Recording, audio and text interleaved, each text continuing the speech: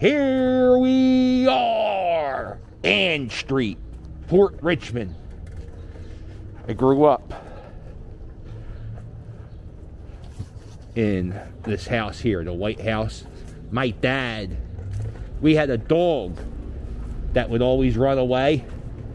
So my dad had to put the siding into the house so the dog wouldn't get out. And then my dad built that deck all the way back there for my grandfather. My grandfather didn't have any legs. It was, you know, he liked to have the beers, which I gave him diabetes.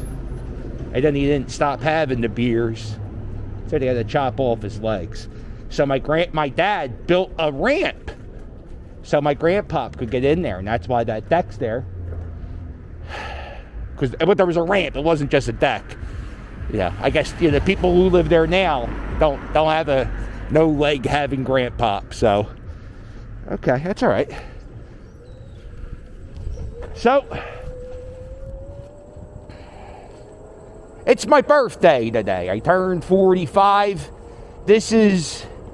I was born in Kensington. Maybe we can make it to Kensington. We'll see. But I spent most of my childhood in this neighborhood of Port Richmond. I've made so many videos in this neighborhood. This neighborhood means so much to me. I lived in Bridesburg for 20 years now. And God, I'm known as John from Bridesburg. But honestly, let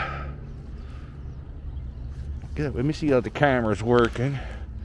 I'm a Port Richmond Tiger. That's how I feel about it. I didn't go to college, so I don't have any college teams to root for. So I'm a Port Richmond Tiger. That's what I tell people. What's your alma mater? And they say, what did you just try to say? Alma mater? Get out of here with your broken tongue. This is Cedar Street. And when they say, what's your alma mater? You know, I watched the video back the other day. I do a lot of half sentences, and you guys have no idea what the fuck I'm talking about. When they say, what's your alma mater? I go, Port Richmond Tigers. Okay, so this is Cahawks. Uh-oh. Lots of things happened in Cahawks. Played baseball here, played stickball here, went swimming here.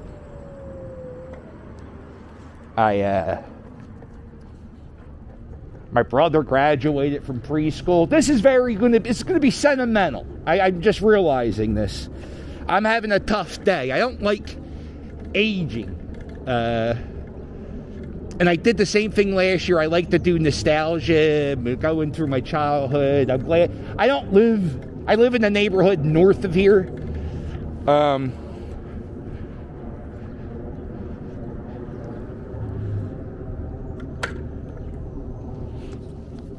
I went to, this is Cahawks pool. I would go swimming in here. And one time I went swimming in here, right where that ladder is, near the 3-foot sign. Stevie Richards, who I think lived on Cedar Street. Stevie Richards was swimming in there. And he was on WCW. This wasn't ECW Stevie Richards. This is when he cashed in and went to WCW. And that's what you got to do. You got to make that money, boo-boo. Go ahead, get that paper. But when I saw him, I asked him. I said, yo, what's going on with ECW? I heard Vince McMahon owns ECW now. And he looked a little annoyed that I was talking to him about ECW. I get that. I'm in the wrestling industry, so I understand. No cutoffs. You can't wear cutoffs. No goggles, no jumping, no foul language. That's bullshit. People sometimes comment on my language. It's just the way I am. I just, believe it or not, you guys get it, you guys get it toned down. You get it big time toned down. Speaking of the Port Richmond Tigers, Keith Daly, who's buried in Bridesburg, and his son Sean Daly, they lived on this street, Monmouth Street. Keith started the Port Richmond Tigers. Sean, who I think probably has more of a name now than his father, because he was murdered, and now he was murdered, and they still hold to this day a softball tournament in his honor. Sean was murdered on my corner as a kid, and right here, and I lived 4 doors down when we heard the gunshots, and my dad was like one of the first people out there, and I think my dad told Keith, because we were so close, and my dad coached for the Tigers. And if you come up here now, they have a little plaque for Sean on this wall. And let's get up here. There you go. There's that little plaque that's still there for Sean. And you know, it's rotting away. It's slowly fading away into nothing. And then, you know, luckily we still have that softball tournament.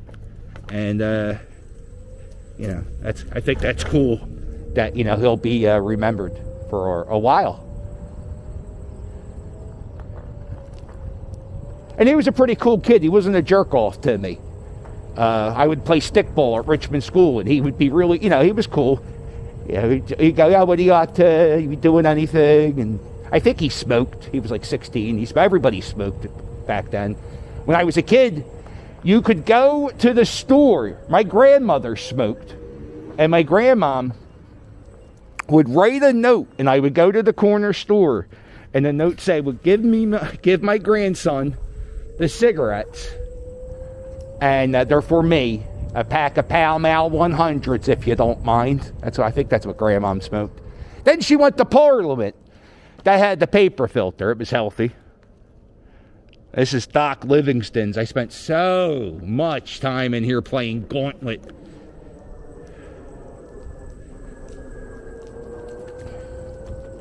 The guy who worked in that store was named Brian. And I remember he was a fan of David Letterman, just like my dad. And he wanted to write a letter to viewer mail. And somehow my dad had that address. I don't know why. And so I had to go down to that store and give the guy David Letterman's address. Oh, look at this. A little more sentimental. Who's going to watch? I don't care. It's fun. It's fun. My very first date was a girl. Her name was Jennifer. And she had a friend who lived on the street. And the funny thing is, I knew the friend, and I don't remember her name. I didn't really know Jennifer too well. And we went on a date. And we saw Back to the Future 3. Oh, was that a... And then I met the guy. It was the first time I met a girl's dad. And you know, I realized something about myself. I'm in therapy now because, you know, that's how it goes sometimes. And I realized a lot of things I learned in life, like how to act to other people, I learned from TV shows. So, like, for example, my daughter Jules is dating this kid Mason. And he's a lovely kid. He's nice. He's really nice. But he's dating my daughter. So I can't treat him nice. Uh-oh, what's going on here? So I can't treat him nice because he's dating my daughter.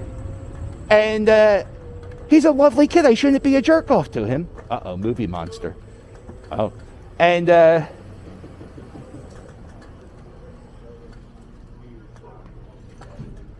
the hell? Oh, you know what you do? Whenever you have people knocking on your door, right? If they think they're whatever, always look at their shoes.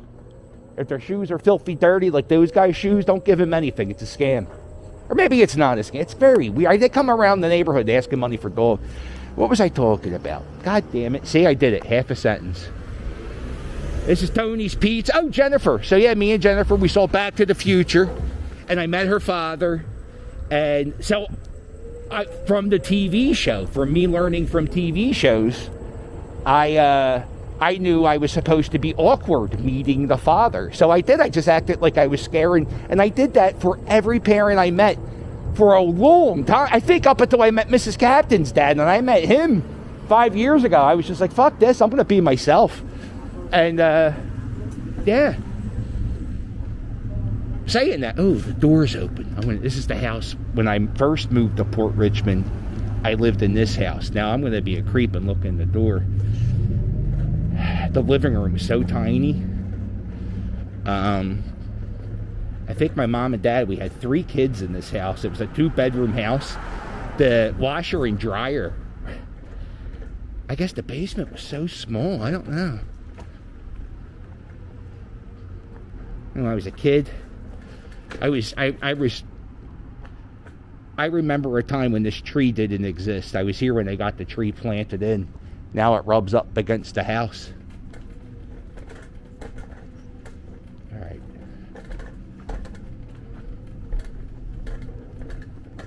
A lot of things happened. I can't really see in there. A lot of things happened in that house.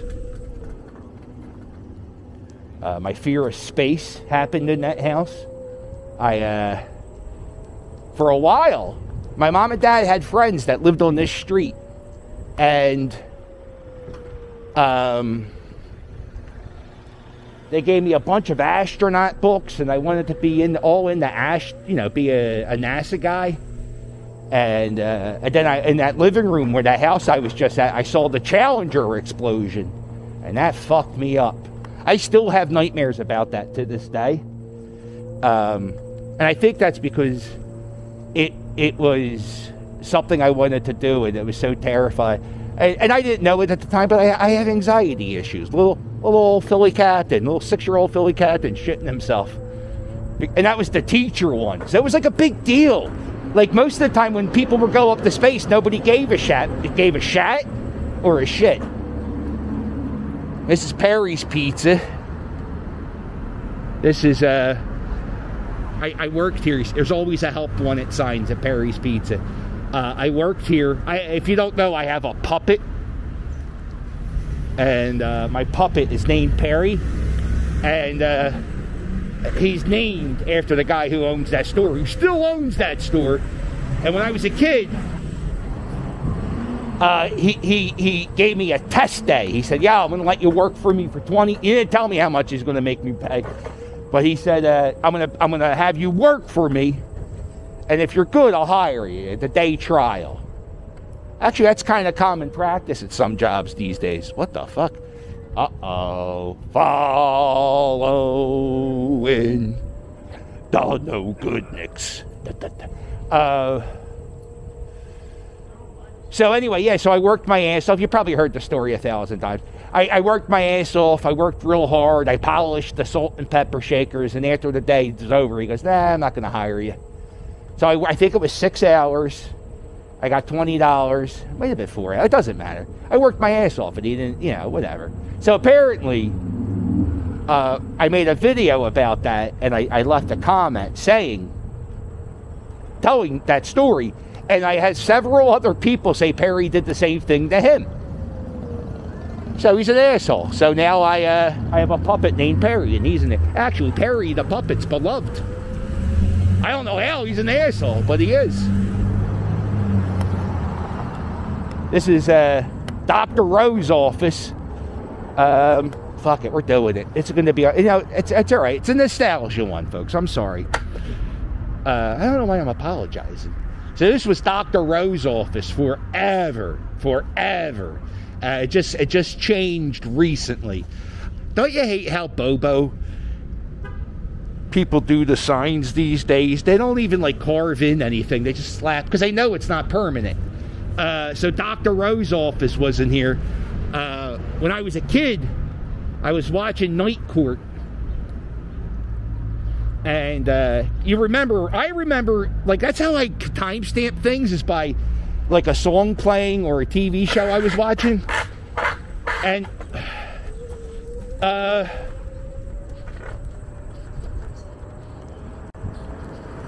so I was watching Night Court. I was eating a bowl of popcorn, and I put a popcorn kernel in my ear.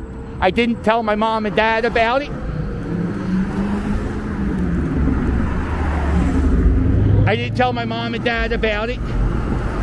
And I went to Dr. Rowe's office. And Dr. Rowe sold the popcorn kernel in my ear. he said, oh, maybe he thought it was maybe a pencil eraser, because kids do that all the time. So it turns out it was the popcorn kernel, and the human head is so hot, the popcorn kernel actually popped a little bit. I also think we went to Disney World or something. I was in a sauna, so that might have had a little bit to do with it too. But yeah, so I had a popcorn kernel pop in my ear, and because of that, I'm like, I'm not deaf, but I could barely hear out of the ear. It's like, and that's another reason a lot of people complain sometimes that I talk too loud. And yeah, well, listen, I'm half deaf, you know? Go fuck yourself. I'm sorry. And I had one lady say that to me the other day, and I just say, I don't know why you're yelling at me. It's a simple solution. Turn the volume down, stupid.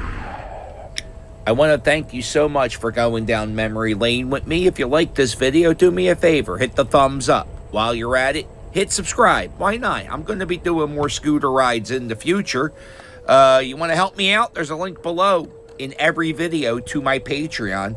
Get bonus videos, postcards, and oh, so much more. And, oh, what are you doing on Sunday morning? Nothing. You ain't doing nothing. So why not click that join button and join me for a cup of coffee live here on YouTube. Well, don't forget to hit like and subscribe, and I'll sail with you later. Toodles!